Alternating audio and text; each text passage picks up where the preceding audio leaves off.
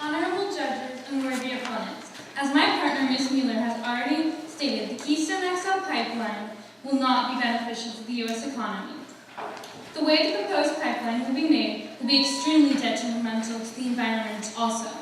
According to the Columbia Law School and the Congressional Research Service, the National Environmental Policy Act requires TransCanada, because they pass over the American border, to consider the environmental impact of their actions and inform the public through an environmental impact statement, or EIS. This statement is required to have input from any agency with jurisdiction by law or any agency that has expertise in the subject. The Keystone XL Pipeline's EIS has agencies' expertise in engineering, environment, and energy. The EIS concluded that the Keystone XL Pipeline has environmental objections and insufficient information.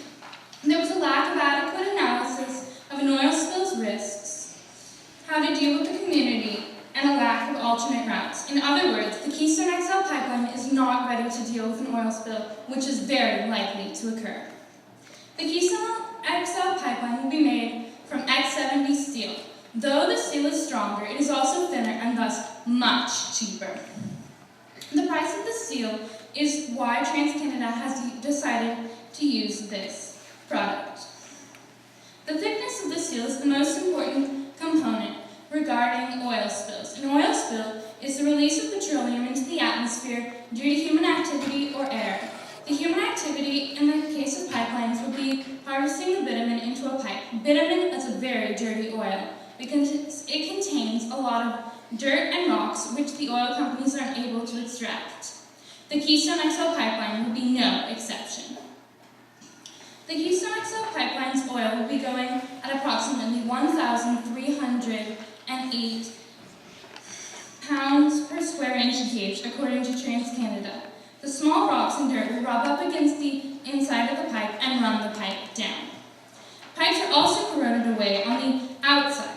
According to the Media Centre of Canada, the pipe will corrode away from the metal being held to the cathode and interacting with the surrounding ground. A fusion-bonded epoxy coating is supplied to the Keystone XL Pipeline to stop the corrosion of the pipe. Based on their track record, one might say that TransCanada is using this epoxy for its cheapness, because in other parts of the world, high-class pipelines use the coating 3PE. Regardless of the failure to use the coating 3PE, TransCanada's epoxy has many, many issues. Unfortunately, the coating can loosen from cathodic disbondment, which may reduce the metal oxide and corrode away the pipe. When I say intelligent pigs, you are probably thinking of Genius Swan.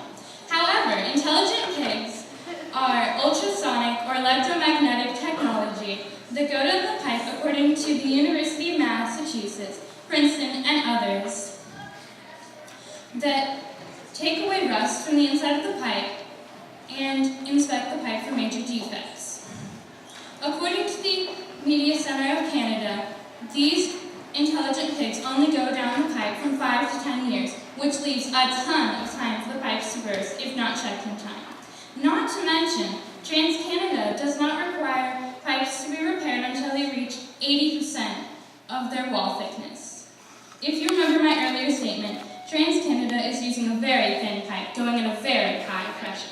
Also, TransCanada's leak detection system does not detect pinhole leaks, which can leak just under 700,000 gallons a day. If an oil leak occurs, the people and the environment related to and around the Keystone XL Pipeline will suffer. An oil leak will cause the line to shut down for repair, which will stop the oil from running to the Texas refinery. Money will be lost, as will jobs in Texas. The owners of the pipeline will have to follow precautions as stated by law. According to the Louisiana Law Review, the Oil Pollution Act makes each responsible party liable for removal costs and damages. The responsible party in the case of pipelines will be any person owning or operating the pipeline. If the pipe crosses water, the jurisdiction would go to the Clean Water Act, which states the federal agency will have to deal with the oil spill. According to Cornell University, TransCanada has had 12 oil leaks in the original Keystone pipeline. This just comes to show that an oil leak in the proposed additions would be very likely to occur. An oil leak occurring would be also very dangerous to our ecosystem. Though humans don't drink out of the water, animals and plants do. Oil coating the crops would demolish the farmers' supply of money and, if consumed, make the farmers extremely sick. According to Gasland, humans are likely to get headaches and asthma from being exposed to the fumes.